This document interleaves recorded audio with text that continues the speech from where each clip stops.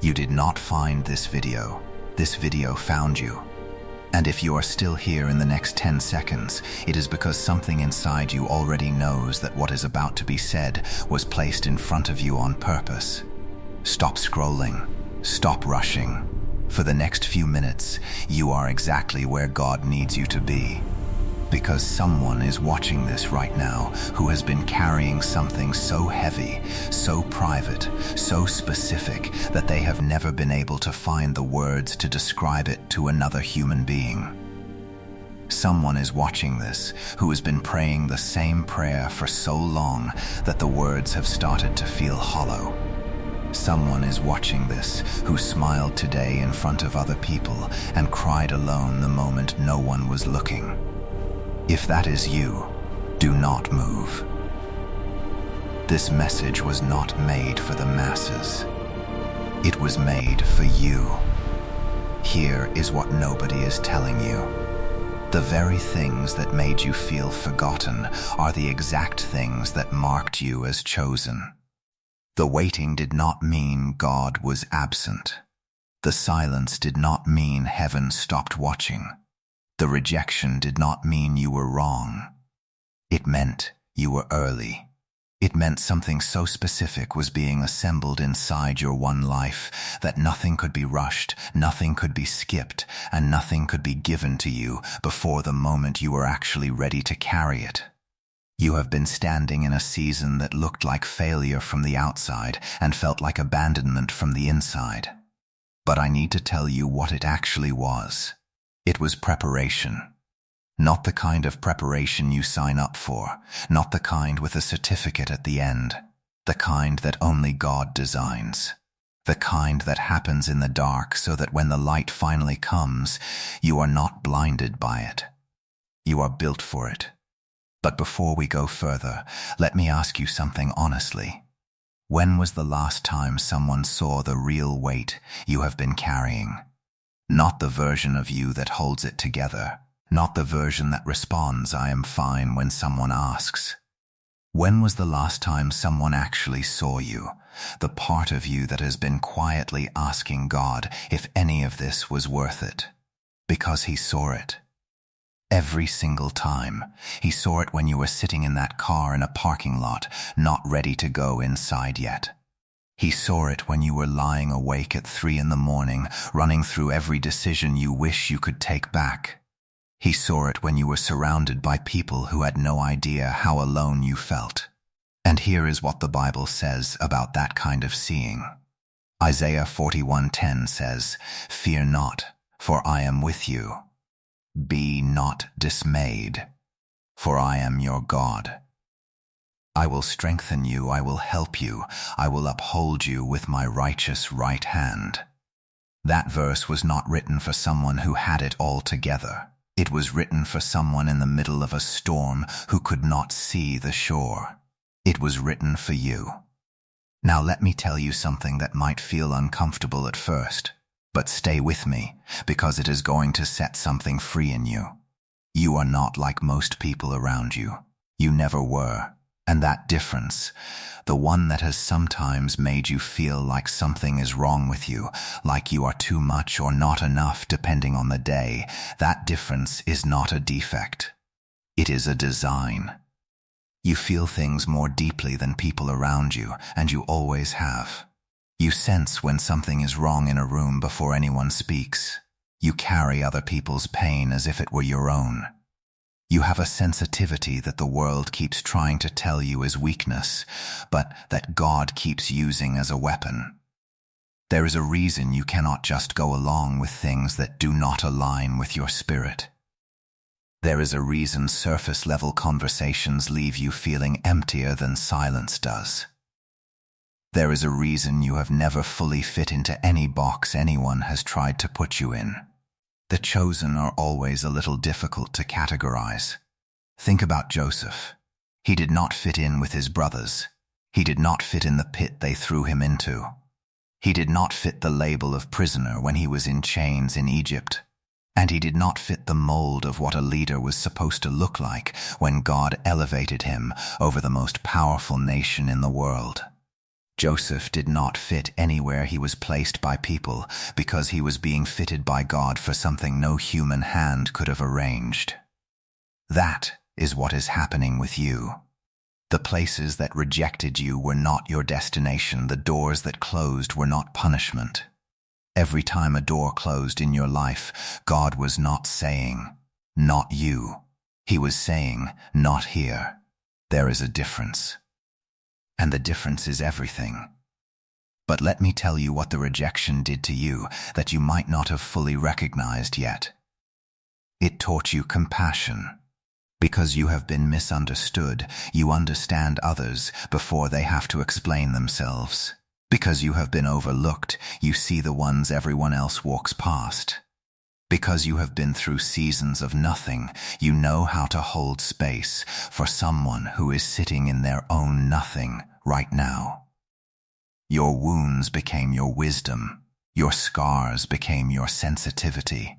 What broke you became the thing that makes you different from everyone else who could have walked your path but would not have survived it the way you did. Romans 8:28 says, "All things work together for good to those who love God and are called according to His purpose." Notice, it does not say some things. It does not say the easy things or the pleasant things. It says all things. Every misdiagnosis, every misunderstanding, every misfire, every missed opportunity, every midnight prayer that seemed to hit the ceiling and fall back down. All of it was working. All of it was being woven into something you can only see clearly from the other side of the waiting. And this is the part I need you to really hear. God does not waste a single thing you have walked through. Let me tell you about a woman whose name most people know, but whose silent years most people skip over.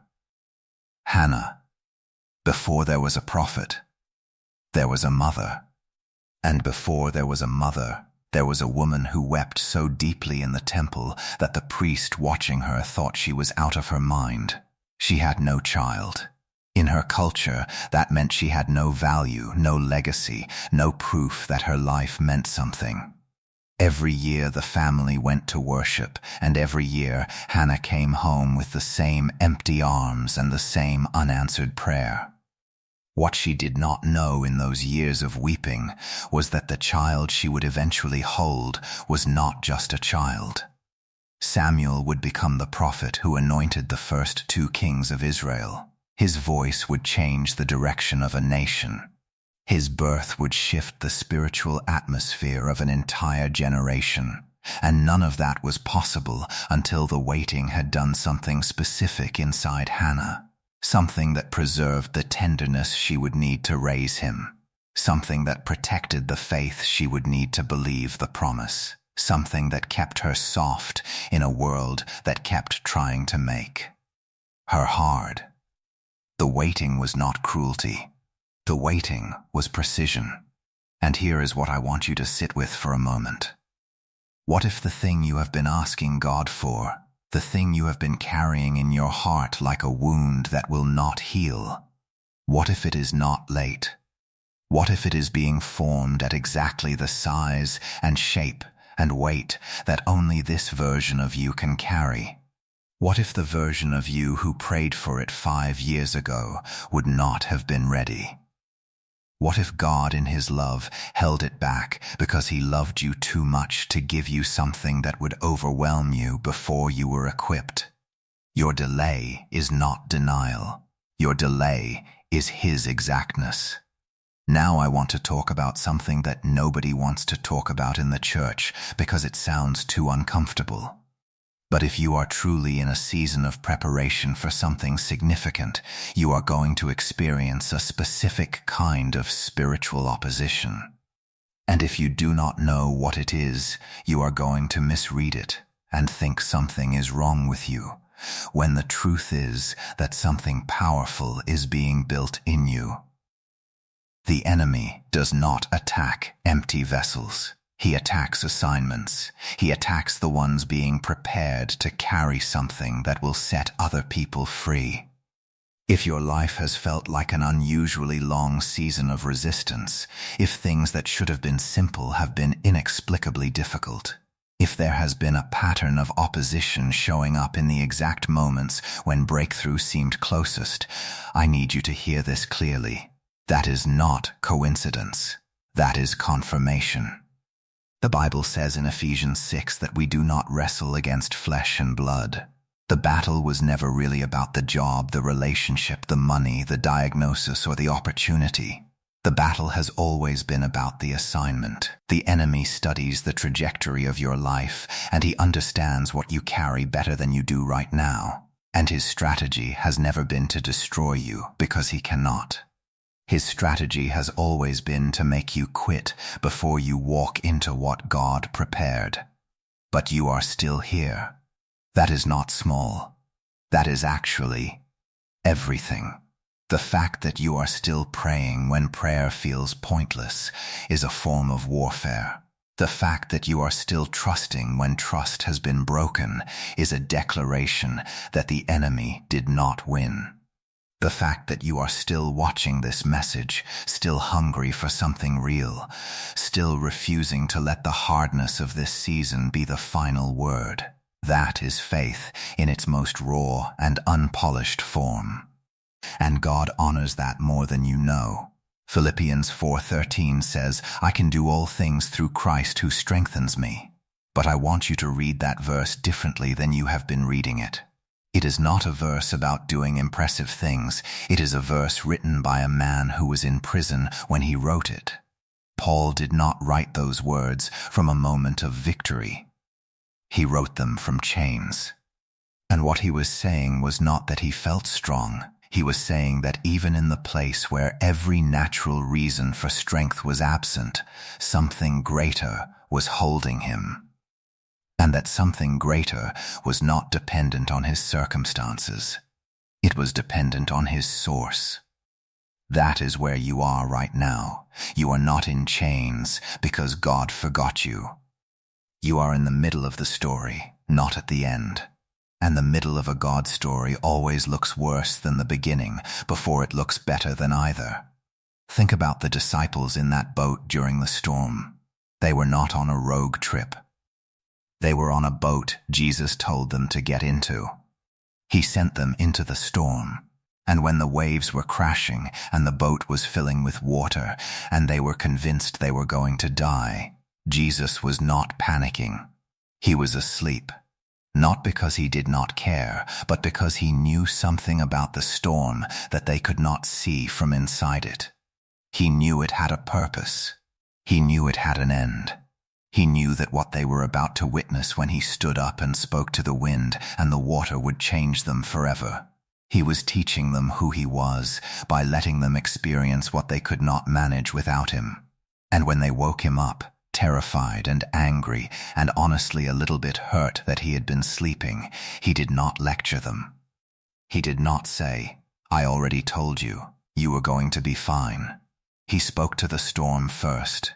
He took care of what was threatening them before he addressed the question of their faith. Because he knew their faith would grow once they saw what he could do with the very thing that was destroying them. That is what he is doing in your storm right now. He is not absent. He is about to speak.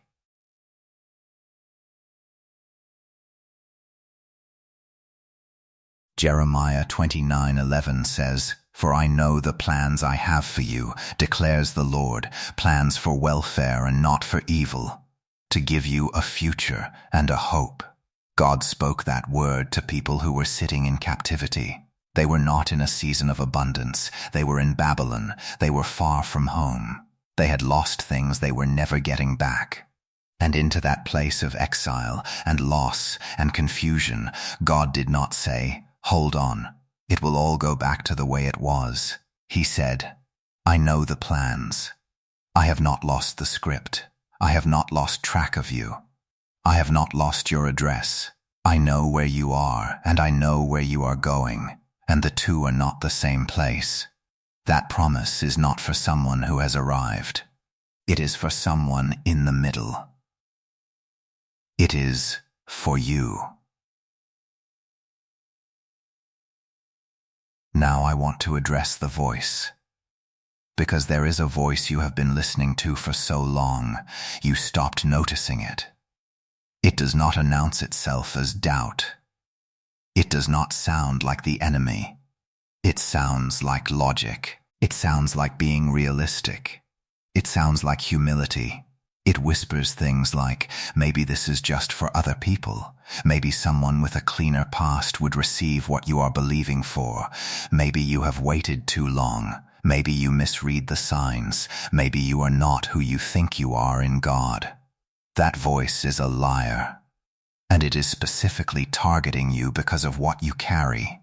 The Bible says in John 10:10 that the thief comes only to steal and kill and destroy, not to wound, not to inconvenience, to take from you the very thing God placed in you. And the most effective way to take something from someone is not to attack it directly. It is to make them doubt it exists. If the enemy can make you believe you were never chosen, never anointed, never significant, he does not have to fight what you carry. He just watches while you lay it down yourself. Do not lay it down. You were never forgotten. God saw every single tear you cried that no one else witnessed. He saw the ones you cried in the bathroom. He saw the ones you held back because there was no safe place to let them fall. He saw the version of you that showed up anyway, even on the days when showing up felt impossible. Psalm 56:8 says God collects your tears in a bottle. He does not let them disappear. He keeps them. Because every tear you have shed in faith while trusting a God you could not see was an act of devotion that was recorded. And here is something that will change the way you read your past. The things in your story that seem like the worst chapters, the betrayal, the failure, the loss, the season you barely survived, those are not footnotes. Those are not the parts God is embarrassed by or the parts you need to get past before He can use you. Those are the credentials. Those are the things that will make someone else believe you when you tell them God can bring them through, because you will not be speaking theory. You will be speaking testimony. What broke you is the very thing that will make your message undeniable. Think about how Jesus chose His disciples. He did not walk into the temple and select the most educated, the most polished, the most socially acceptable candidates. He walked up to fishermen. He walked up to a tax collector. He walked up to people whose lives were considered too ordinary to matter, and He said, "Follow me." Not because their past was clean, but because their availability was complete. And what He built through those ordinary, overlooked, unqualified people turned the entire world upside down. You do not need a perfect history. You need a willing heart. And maybe the most important thing I can say to you in this entire message is this. The version of you that God is about to use is not a future version. It is not the healed version or the successful version or the finally got it together version. It is you, right now, in the middle of the mess, in the middle of the waiting, in the middle of the not yet. Because the God of the Bible has always shown up in the middle, not at the end. He met Moses in the wilderness, not in the promised land. He met Elijah under a tree in exhaustion and despair. He met Mary Magdalene in her brokenness, not after she had cleaned herself up. He meets you here, and Jesus is working in silence right now in ways you cannot see yet. There are doors being positioned. There are connections being arranged. There are circumstances being aligned. There are things being shifted in the spiritual realm that will show up as sudden change in the natural one, and none of it will look like what you expected. That is the signature of God. He never does it the way you planned, because if He did it the way you planned, you would credit your plan. When He does it the way only He could, there is no question about who is responsible. So stop trying to figure out how. That is not your assignment. Your assignment is to trust the who. Proverbs 3:5 says, "Trust in the Lord with all your heart, and lean not on your own understanding." Lean not. That means it will feel like your understanding should be the thing you lean on. It will feel like you should have a logical explanation for why everything is going to work out. And God is specifically asking you not to use your own thinking as the foundation, because your thinking is limited by what you have seen before. And what God is about to do in your life has no precedent in what you have seen before. This is a new thing. And new things require new trust. Now I want to speak to someone very specifically. You are watching this at a moment in your life when something inside you is shifting, and you can feel it, but you cannot name it yet. There is a quiet restlessness that has been growing underneath the ordinary rhythm of your days. There is something pressing up from inside you that you want to say, want to build, want to step into. But the fear of getting it wrong has been louder than the call. You are not imagining it. That is the assignment knocking on the inside of the door, and Jesus is standing behind that door with something he has been holding for you since before you were born.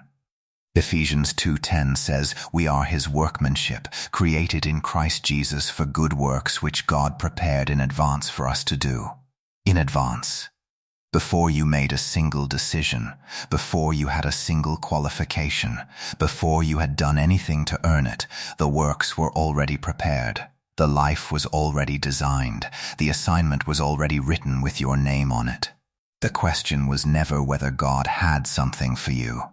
The question was always whether you would believe it long enough to walk into it. And this is the moment. This season, this hour, this specific point in your story is not random. The fact that you are watching this is not an accident. The fact that something in this message has been landing in the deepest part of you is not a coincidence. God is doing something in this season that he has never done before, because there has never been you before. There has never been this specific combination of everything you have lived through, everything you have survived, everything you have learned in the dark. That combination is unique to you, and what God is about to release through that combination is unprecedented. You are not here to live someone else's story. You are not here to fit into the template that your family gave you, or your culture gave you, or your past gave you. You are here to walk a path that only you can walk, carrying something that only you can carry, speaking into lives that only your specific experience can reach. They rejected what heaven selected. Every door that closed on you was a door that never had your name on it.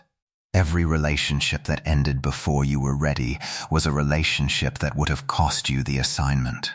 Every failure that embarrassed you was a redirection dressed in the wrong clothing.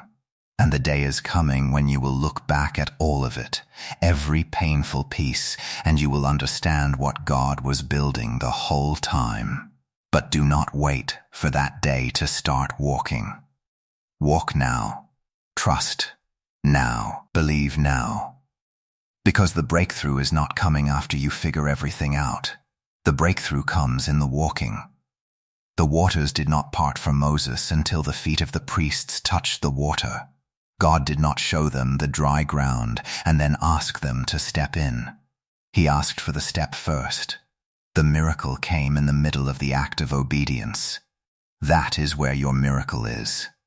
In the step you take before you have all the answers. In the prayer you pray when you do not feel like praying. In the worship you offer when worship does not feel natural.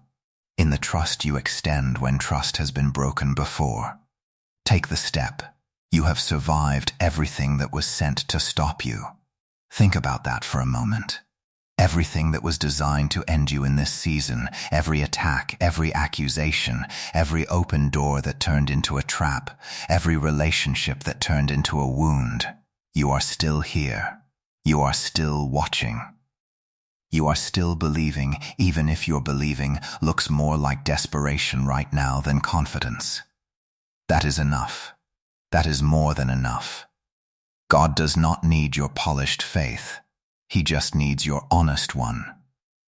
Psalm 23 says, "Though I walk through the valley of the shadow of death, I will fear no evil, for you are with me." Not around the valley, not over it, through it. The God of the Bible does not promise his chosen ones a path that avoids the valley. He promises his presence inside it.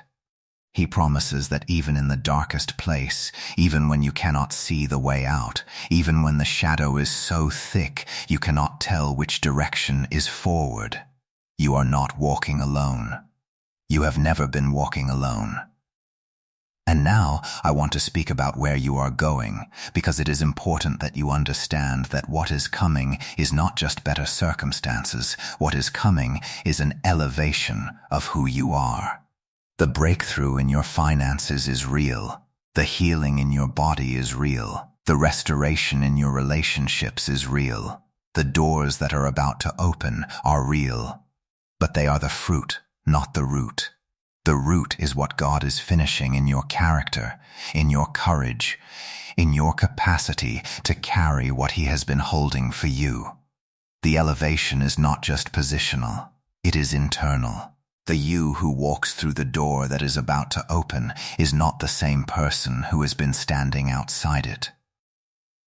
You have been changed by the waiting. You have been shaped by the suffering. You have been made ready by the very things that felt like they were destroying you. And the most powerful version of you is the one emerging right now, not eventually, right now. This is the season of the turning. This is the moment when everything you have been believing starts to become visible. This is the hour when the silent work of years starts to surface. What has been hidden is about to be revealed. What has been buried is about to break the ground. What was dismissed is about to be undeniable. God does not bring you through the wilderness to leave you there. The wilderness was never the destination, it was the education. And you are graduating. So here is what I am asking you to do. Not because it is religious, not because it is a formula, but because it is an agreement with what God is already doing. When you leave this video today, before the noise of the world can crowd in again, find one quiet